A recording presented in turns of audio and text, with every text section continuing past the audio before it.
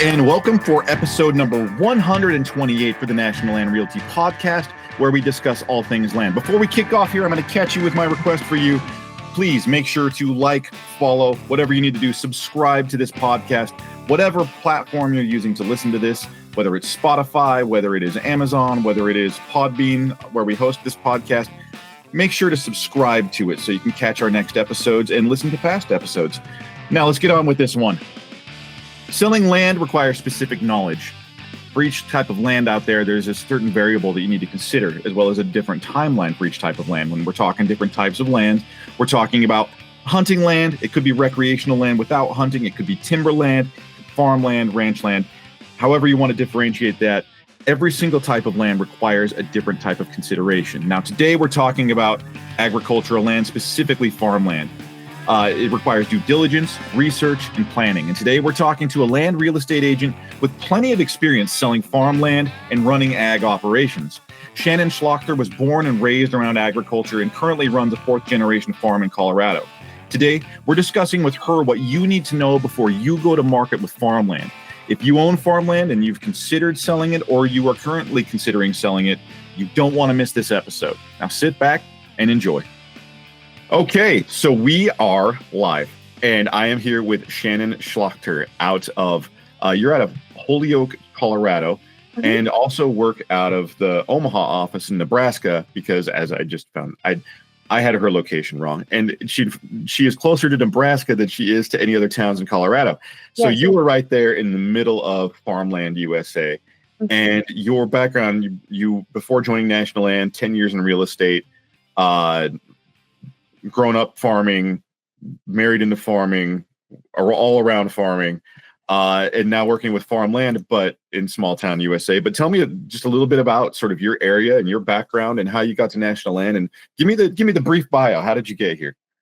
I guess like the long story short is my stepdad was a cowboy, so I married a farmer.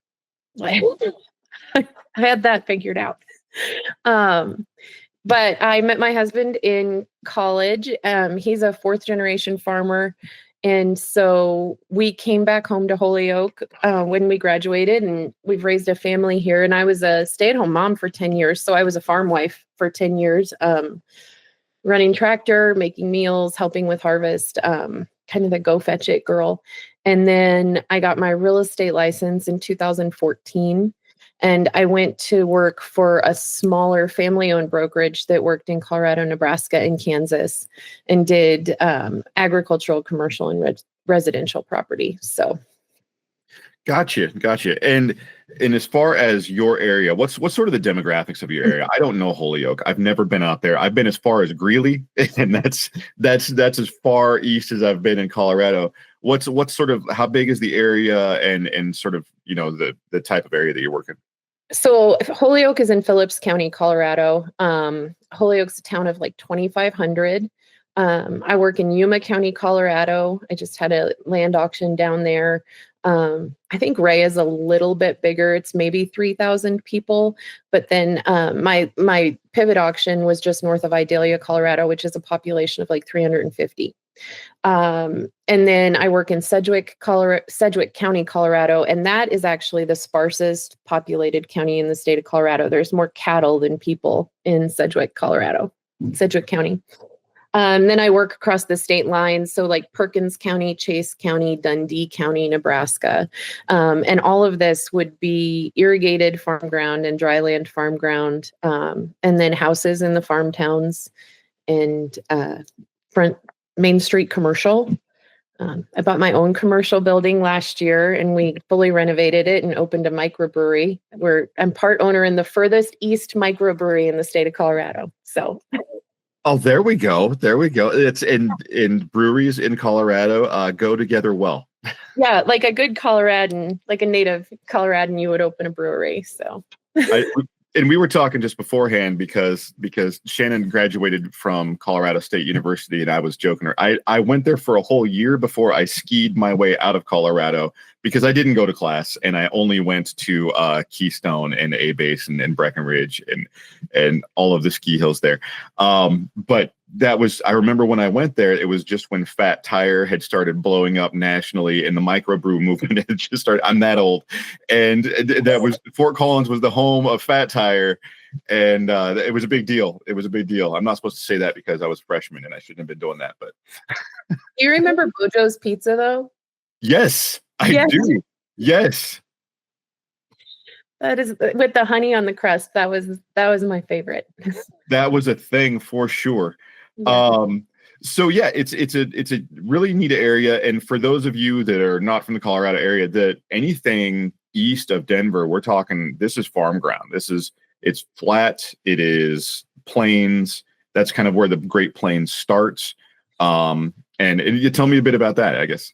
Yeah. So, like pretty much the state line of Colorado, Nebraska, like Venango, Nebraska is actually on the state line and it calls itself the buckle of the wheat belt. So, this is wheat farms. You have some millet, corn. Occasionally you'll have some sunflowers and maybe a little a grain sorghum or Milo. But and when we kind of brainstormed on what we were going to go over, we want to review sort of strategically, if you own ag ground, the times of season that becomes the best to sell, and sort of strategically what you can do to set yourself up for success if you go to sell farm ground. But I before we jump in there, because I want to breadcrumb people in here a little bit. I want you to tell me a little bit about you work in, and this is I love this sort of atmosphere because I come from a town of almost exactly the same size, 2,500 people, and I know the dynamics very well, and it's cool, especially your role in the community and with your clients. Tell me a little bit about, because and you mentioned this, and that's why I wanted to talk about it. Like when you work in real estate, and especially if you're specializing in land, you kind of play a bigger role. And tell me a little bit about that. Like I don't want to steal your thunder here and talk all about it because I'm not the expert. So I think for me personally, I meet my clients and in a lot of ways you get to become an intimate part of people's lives. So my clients, I really like to work my home counties. So I don't have any desire to be working clear across the state. Like I want to work at home. So my clients are my friends and my neighbors, my family in some instances. They're people that I care about. And in these smaller towns, I sell farm ground and I sell agricultural ground, and I'm really proud of that. But a lot of times I also help them sell their houses and their family homes and commercial property that's no longer meeting a need. And you go through so many different things with people. And a lot of times I'm there at the end and involved in estate planning. And, once we've gone through probate and the estate is settled, I help people figure out what to do with these assets. And it's a really special thing, actually. I mean, you are involved in so many different parts of people's lives. And in a town that size, are there many landowners? Town that size, in the town that size, are there many landowners that you don't know? No. I mean the absentee landowners. Probably the cool thing about my job is I've been down almost every dirt road in Phillips and Sedgwick County, Colorado. I've just seen everything. But yeah, the absentee landowners would be the only ones I don't really know. Right. And within that group, you probably know the leasees that are there, or I've encountered them on some level. Or they know me because there are about 18 Schlachters in Phillips County. So. Okay. You're embedded. Yeah. So, and tell me about some of the tools you mentioned. You mentioned you've worked with auctions, and auctions don't have as strong of a presence, I'm going to say, west of the Mississippi for a lot of land sales. You hear about a lot of auctions back east, and they're gaining momentum out west, and you are working actively with them now.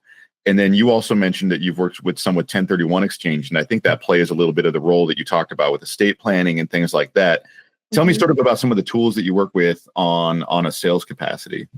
Yeah. So when I get called to list a piece of ground, the first thing I always do is I go to data. So I'll go and I'll pull comps, I'll pull recent sales. I kind of want to know what it is. A lot of times, you'll get called to list a pivot in an area where there has not been a pivot that has been listed with a real estate agent in over 12 months. And so trying to find a value for something like that can kind of become difficult. You want to have your recent sales that you're comparing it to be within the last year. You want to be within a reasonable geographic similar area. So I always go to the data, try to pull comps, try to have a solid value for somebody, but then you kind of look at the uniqueness of the property and is it something that's sold before? If it isn't, how desirable is it going to be? And then I think in real estate, time and money have equal value. And so a lot of times I want to know, what is more desirable to you? Is a quick sale more desirable, or is a higher dollar amount more desirable? And you kind of take all of that information and you determine if a live auction or an online auction is the better fit, or if selling a piece of farm ground private treaty is a better fit. I just auctioned off some pivots north of Idalia, Colorado.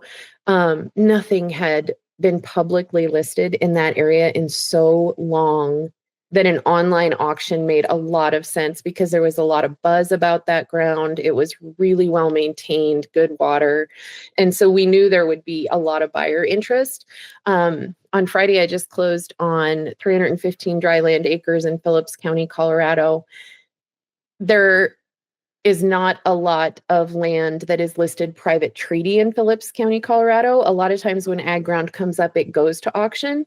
So for that piece, we didn't even consider an auction. We listed it privately. It was right off the highway, canvassed the neighbors, and I knew a neighbor would want it. My husband actually farms the field directly to the north. So I was picking my new neighbor in a way. So, and we found the perfect buyer for that piece selling at private treaty. And for that seller, they got the closing date that they wanted, and that was valuable for them. Yeah, yeah. And then you mentioned a little bit about 1031s, and we talked a little bit about tax code 180. This is sort of a thing that's become a buzz topic, at least internally here. Our company's been talking a lot about this, where you can get it's a soil depreciation tax. I was wondering if you could sort of walk through those roles or the role of those, I'm going to call them devices, when you're working with a landowner. Yeah. So a 1031, they're two different things. So 1031. You couldn't be further apart. I'm talking about, I'm throwing numbers out there like they're the same thing. No, these are, sorry, probably putting you in a bad position for that. So tell me a little bit about 1031s and how you work with those with the clients, and then we'll cover the rest later. So any farmer that is farming ground that he actively owns, that's a business asset. And sometimes a business asset, you want to trade it for a different one. So if you have a piece of farm ground that no longer works for your operation, we would list that piece of farm ground. Then we start canvassing the geographic area where you want to be to try to find what it is that will work for your operation, what you want. Sometimes it's listed and sometimes it's not. And when we find the piece that you want, essentially what you're doing is a trade. You're going to sell one piece of ground. The money will be held with the 1031 company, which we have at National Land. And when you pick the piece that you want to buy, that money goes toward that piece. So you're avoiding some tax ramifications because you're never actually in possession of the funds. It's a tax deferral from point of sale to move the property to where there's not a taxation incurred at the sale. So if you bought a quarter of ground in 1984 and you are selling it in 2025, you have a huge amount of gain on that ground, and we don't want you taxed on that gain. So for you, it maybe makes sense to sell that ground and roll that money into something else rather than taking the tax hit. And then the Section 180, my understanding is it's actually been around since the 1980s, but it's actually just becoming beneficial to us now because we have gotten to a place in farming where our soil fertility, we have an excess of it, which is pretty cool for the American farmer. Good job, guys. But That is when you buy a piece of ground, you would have a soil test done by an independent third-party company, and they look at the fertility in your soil. They're testing specifically, I believe, phosphorus. Phosphorus and I believe sulfur it's phosphorus and nitrogen, I believe. Phosphorus and nitrogen. Because those are Alec Bean doesn't come and throw something at me, but I believe I got that right. We maybe are saying it wrong. Yeah. Those are fertilizers that you buy and you put on the ground yourself. So if there's an excess of it in the soil, they want to test it and know that level. So a third-party company would test, and then based upon what those levels are in the soil, there is a tax credit that can be issued per IRS code section 180. And in Colorado, it comes out to, I was told, an average of $500 an acre, which is a deduction off your taxes. So, which is hugely powerful. And I wanted to ask you things because there's such cool devices to use when you are transferring real estate. And 1031s are cool because you can swap for land, but you can also swap even like commercial investments or something like that. You can, like, let's say you're done farming and I don't want to get my hands dirty anymore, and I want to go into an apartment complex or something like that. Those become also devices you can utilize. It's just such a flexible, powerful tool for anybody looking to transfer land. And so, and since you're in anybody who works with agriculture, I always ask these questions too, because that's usually where you find these devices used. Yes. And I like the other asset too. A lot of times I will hook people up with a good estate attorney, because having estate planning done is, like, nobody wants to pay taxes.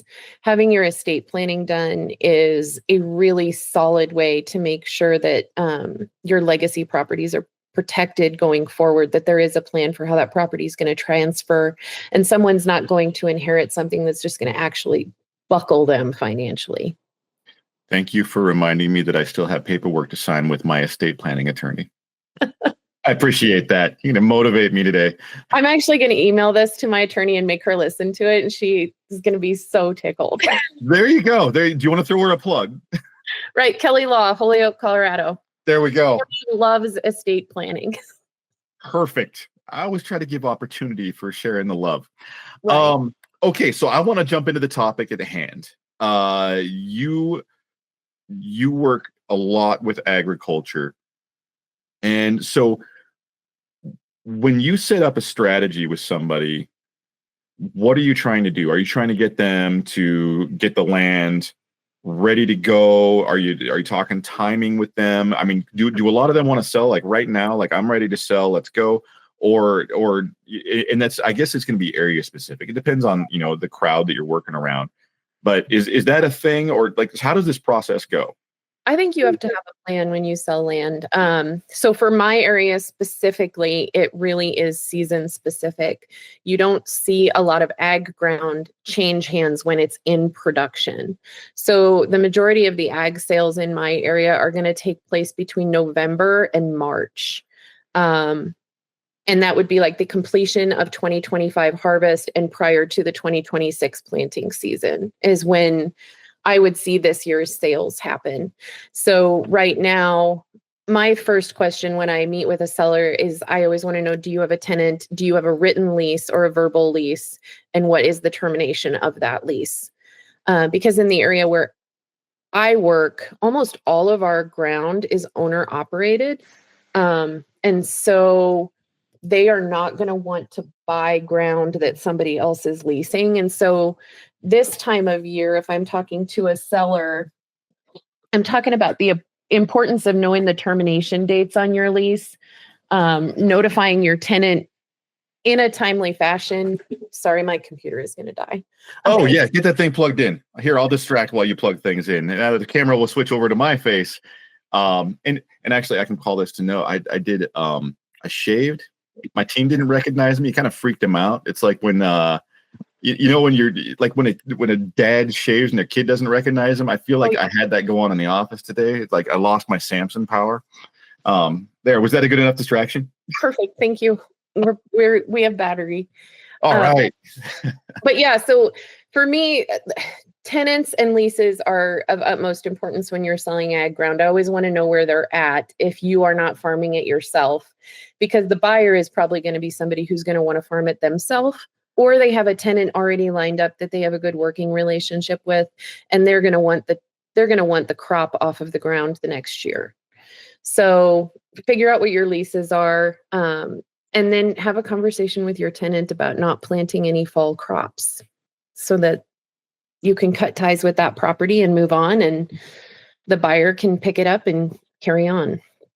And that's because of the ownership of the crop. And I think your good friend Schroeder up north of you just ran into this with a tenant and a seller.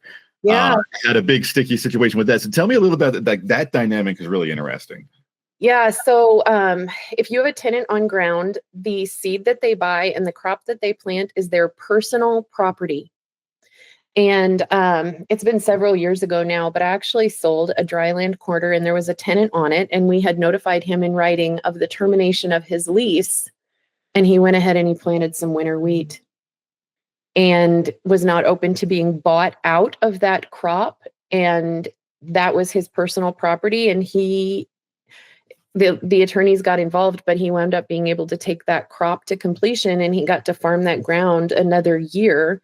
And the buyer was stuck having to deal with him. They didn't get to plant their crop. They had to deal with this hangover tenant. And so being aware of what crops are on your ground and what is potentially going to be planted is hugely important.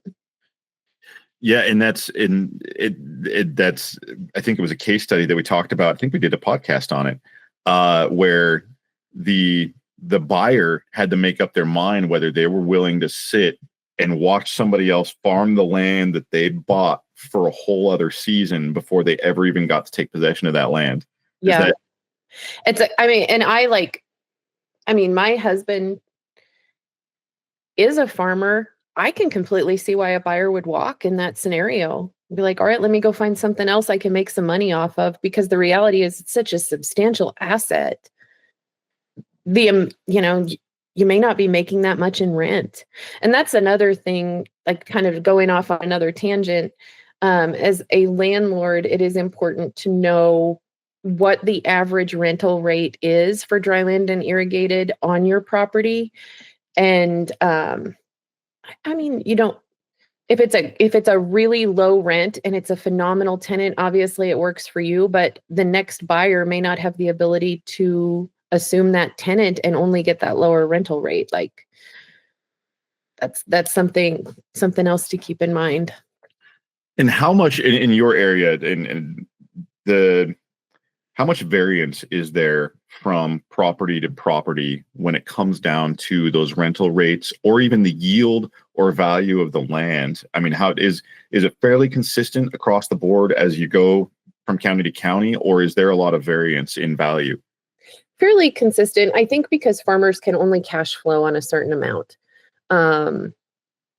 So like in my area, kind of your maximum dry land rent would be about $55 an acre. That's what a dry land farmer can cash flow. And then irrigated would be more like $250 to $260 an acre. And they can't afford to pay more than that and have a profit off the ground. But I got you. And as far as land value, when you're putting value to a go-to-market price for a piece of land, is there a lot of variance in that? Because it depends. You see a lot of variance in areas where, let's say, the topography is a little more varied. In your area, it's a little more level. I'm thinking the weather patterns are fairly consistent to where there's a little more consistency to price. But when it comes down to land, it's always from piece to piece. You can because the conversation you always hear about is, I talked to somebody and they talked to somebody down the road and they said that their buddy sold their land for this much, so I want to sell my land for that much. Right. But that doesn't necessarily mean your land's worth that much. I hear that a lot, but is that the case where you are? Absolutely. So in my area, it really depends on what your soils are. If you are in sandier ground, that's going to be more like corn on corn. If you have more of like a clay loam soil, that's going to be better quality dry land. And it works for different farming operations. So there's a lot of guys who are in a rotational farming operation where they're rotating wheat, corn, and millet and cropping every year, but then they're using those crops to do different things for the soil. A sandy quarter is not going to work for that because the sand is ideal for pretty much growing corn, and occasionally you could get a little millet off of that. But if you're trying to rotational crop, that quarter is not going to work for you. So, yeah, I always feel like that's a really important conversation point, because you hear it all the time where somebody gets stuck into a sale and the seller whoever wants to sell their land has a specific price stuck in their head because they talked to somebody down the road. And it becomes difficult to move the price on them because they have that expectation. And it ends up, in a situation where it's too high for market value, you then comes the battle of you as a professional know the value that you have assessed to it, and they don't want to flex. So then they're going to be automatically disappointed with you if they get that, because they're going to be on the market for a while. Oh, and yeah. That's sort of the dynamic with land. That's always a thing. And that's sort of why, I think real estate agents exist in the first place. We're also contract negotiations and all the other things, but that assessment and management of expectation and value and stuff up there up front, it becomes such a big deal, especially, and I want to say especially in small towns, because everyone talks and it's always everyone's chatting about those things. Absolutely. And I mean, as a real estate agent, when you price ground too, you're also essentially shooting at a moving target, because the market is always changing. I mean, you've got crop prices that are affecting things, input prices are affecting things, implements are affecting things. The cost of a new combine right now is pretty crazy. And sometimes the return on the investment, like you can make more in a money market than you can on a dry land quarter right now if you're looking for a return on investment. And so those are other things to consider too. Like, are you really wanting a return on your money, or are you wanting a place to hold money in a stable asset? Land for the most part is pretty low risk, but and then, I think there's some apprehension in farmers in my area for sure coming on this year. Commodity prices were really low last year. How are the tariffs going to affect things? Because a lot of our chemical comes from overseas. So are your fertilizer and herbicide going to be a lot more expensive? There's so many things that go into what the market is doing, and then you try to price ground.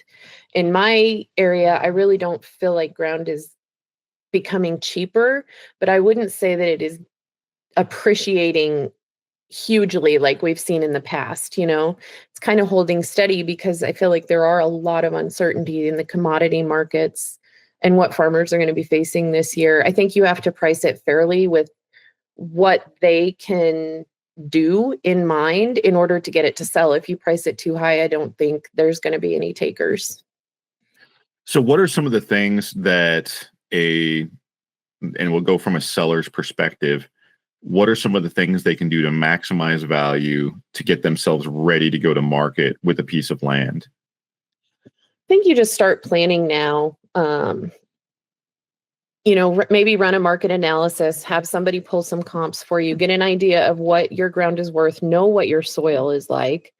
If you're farming it yourself, obviously, if you want to market great soil fertility, maybe that's something to talk to an agronomist about. What can you do?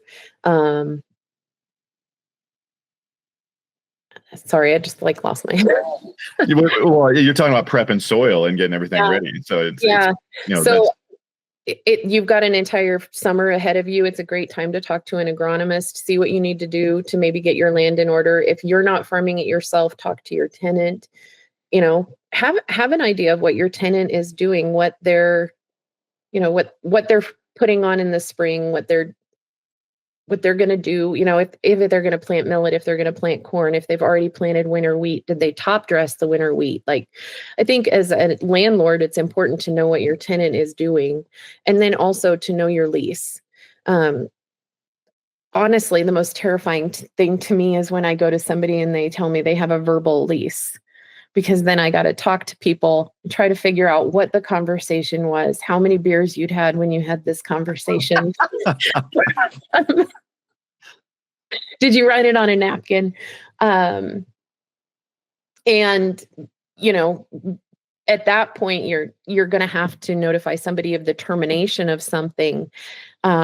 Make sure they haven't paid you rent for going into 2026. Like, just kind of having things financially in order and knowing from a farming standpoint what is being done, what might need done. And that way, when September rolls around, you have your real estate agent lined up, you know your market value, you know where your ground is, you know what the story with your tenant is, and you're ready to put it online to its best advantage, you know, following the completion of 25 harvest. Yeah, and what is the typical notification period for letting a tenant know that you are not renewing? There's a statute on that, or the time limit on that, right? It varies state to state. So Nebraska, you have to notify your tenant in writing prior to September 1st that they will not be farming ground the following year. In Colorado, there is no set date, but you need to notify your tenant in writing 90 days, ideally, before the termination of a lease. And obviously, there are always extenuating circumstances to these things. If it's after September 1st in Nebraska, you can still notify your tenant in writing that they'll no longer be farming, but you probably want to have an attorney involved in advising you at that point. Got you. So be aware of your state laws and or the contract that you sign, because your contract could make things different, right? I mean, if you built it out differently. And some ag leases, some of them are automatically renewing for a period of 5 years. I mean, there are some leases that really can lock down a piece of ground and ultimately make it undesirable to a buyer. Right.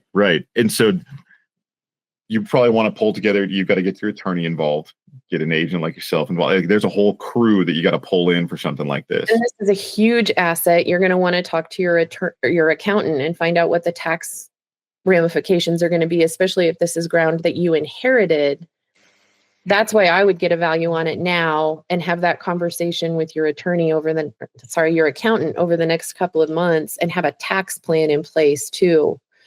These are substantial assets. I mean, you know, you're looking at over $300,000 on a dry land quarter and upwards of $1 million on the sale of a center pivot. That's a lot of money. Right. And so, you're talking about when somebody should engage, like the process, you're talking about getting the process started in the spring in anticipation of a fall to winter sale, just to get that much stuff in order. Is that kind of what you advise? I think so. I think there is always an advantage to talking to professionals. Even if you don't follow through with it, I think it's really beneficial to just have, hey, what do you think my ground is worth? It's over here, you know, and this is who's farming it, and I think he's doing a pretty good job. Could you drive by and tell me what you think it's worth per acre? And I won't charge for my opinion. If you want to get a little bit more serious, or if you want something written up, I'm always happy to discuss that. But I mean, I don't think there's anything to lose from asking questions and talking to, you know, if I were to sell this, what do you think the tax ramifications would be? I inherited this from dad, you know, and talk to your accountant and then your attorney, you know, I have a verbal lease with so-and-so. What do you think the best way is to get myself out of this if I'm going to sell it this fall? You just begin having those conversations and gathering information, because the land that I want to market, I want to have done my due diligence. I want to have a really solid set of comps for you. I want to have really good photography. Even if I'm not going to market the ground until November, if you have absolutely phenomenal corn on it this year, I'd love to take pictures of your corn in August. And planning that out, like knowing that, okay, you have a crop coming. I want to get photos of what does production look like, so that you can go to market with that. Because if you're going after the crop is harvested, that's not a great time to take the photo, right? I mean, that's like that's like, how big was that fish, really? Hey, check out this dirt. So it's, you know, those things matter. What are some of the most common or worst mistakes that you see people make on a regular basis? You know, honestly, I think truly like a lack of planning. A verbal lease is really an entire gray area. I mean, it's open to interpretation on either side. And if there is nothing spelled in, about the tenant's expectations for weed control and things like that, you're kind of leaving yourself wide open to any kind of management. So I think verbal leases are something to be aware of. And again, I mean, if you inherited a dryland quarter and you turn around and you sell that, it would be really awful to lose half of your check at closing to Uncle Sam because you failed to do any planning. I mean, so not planning or a kind of an impulsive sale would be. Is it usually done by impulse, or is it done usually just for cash flow? So I think we see a little bit of everything. I mean, I've sold them because of cash flow. I've sold them because they didn't work for an operation anymore and they wanted something different. I've sold them because family couldn't get along after an estate was settled and it's court mandated that we're liquidating this asset. I think if you have a good team of professionals, you can keep yourself out of a lot of sticky situations. That you just brought up a giant red flag issue that I don't think that gets discussed nearly enough is inherited land where dad, mom thought that they were doing everybody a favor by giving the land to all the kids, but the kids don't get along. And then it's decided to sell, but there's always 4 that want to sell, 1 that doesn't, or something. That dynamic is such a nightmare.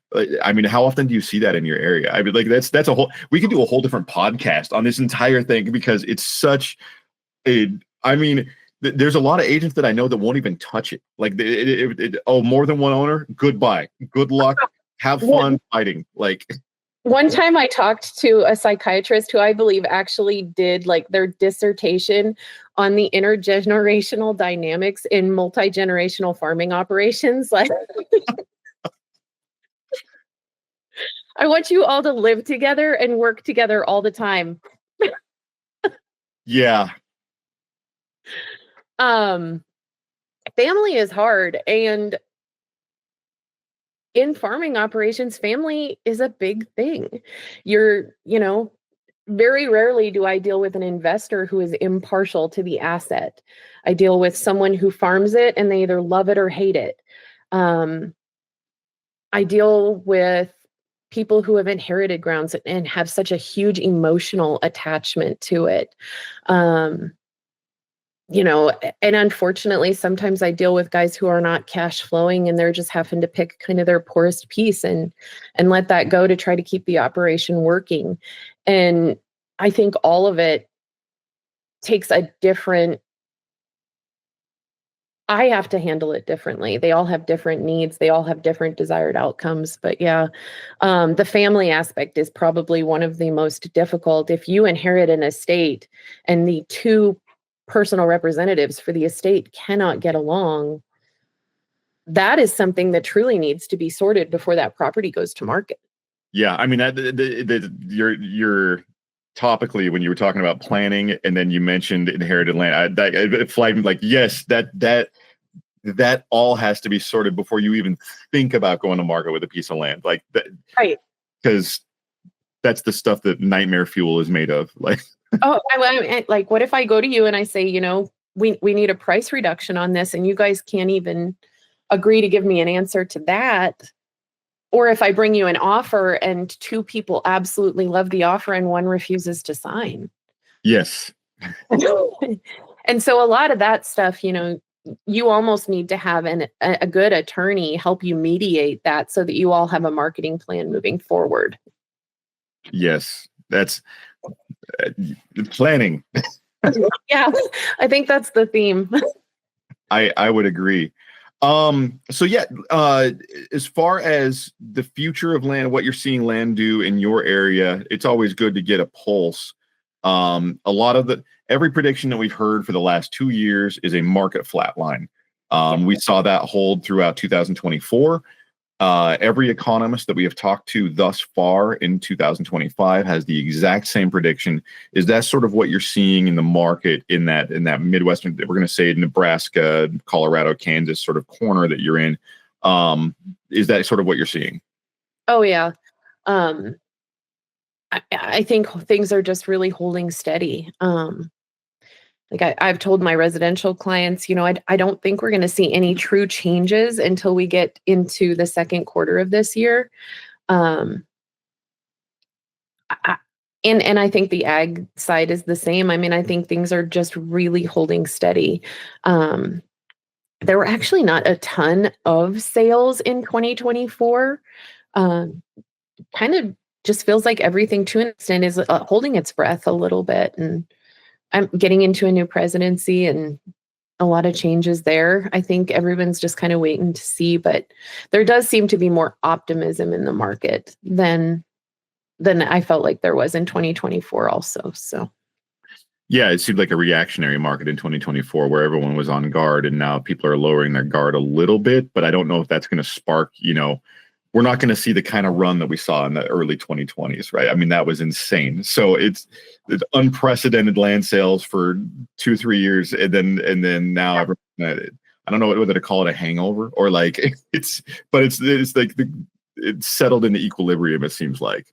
yes, and I think the land buyers are waiting to see, what this production year looks like. I mean, the dryland farmers, they don't even know how much rain they're going to get. That is completely a gamble. You plant a crop, you don't even know if you'll harvest one. And so a lot of that, it's going to be third quarter of 25 before we really know what the land market looks like. But for right now, it does seem like it's kind of holding steady and, cautiously optimistic. Yep, that sounds in line with most of the conversations that we hear. So landowners out there, if you are debating a sale, wondering about it, and are looking to maybe divest your current land holdings, now's the time. Basically, we're in that first part of the year, and start getting your stuff together. If you have multiple family members, oh my gosh, please do that. But I'm gonna sort of hand this over to you. Tell people what they need to do, how they need to get a hold of their agent, and have people contact you in your area. So, I mean, my cell phone's, I don't know. Are you going to put my business? I am going to have your link on the. It will be in there. Yes. Yeah. So, like in my local area, obviously you can call or email me. There are good agents all over the place. National Land is very cool. There's a lot of good agents in Nebraska where I work, and then obviously I'm in Eastern Colorado. I've got agents who work for me over closer to the Front Range. So. And I have agents on the Western Slope. So we can help you find a value for your ground. And at least then the dollar amount of your asset. And from there, you can start talking to family members. If we sell this, how much do you think we want to ask for it? The real estate agent thought it would be worth this. And then talk to your accountant. If we sell our ground for this much per acre, what do you think the tax ramifications are going to be for that? And then talk to your tenant. Hey, we're thinking we might sell. My first question for the tenant is always, do you want to buy it? Because that's your perfect buyer. They know the ground. They know what they've been putting into it. Sometimes they have an emotional attachment to it. I always ask the tenant if they want to buy it first. Have that conversation with your tenant and make sure it is clear to them that you plan on selling it at the close of harvest, and let them know that your expectation is that they not plant a fall crop.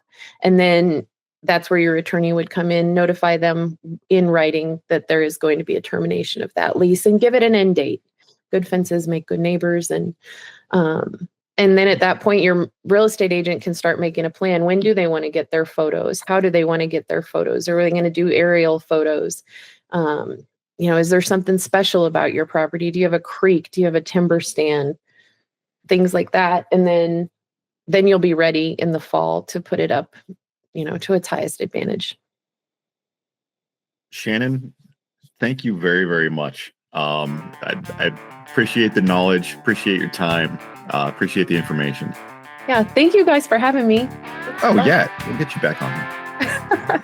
Perfect.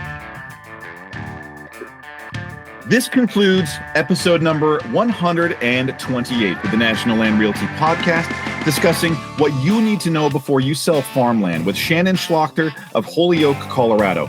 You can learn more about land ownership and the buying and selling of land at nationalland.com. And please remember, subscribe, follow, whatever you need to do. Throw a carrier pigeon at us. Make sure that you're able to catch our next episode, and we will talk to you next time.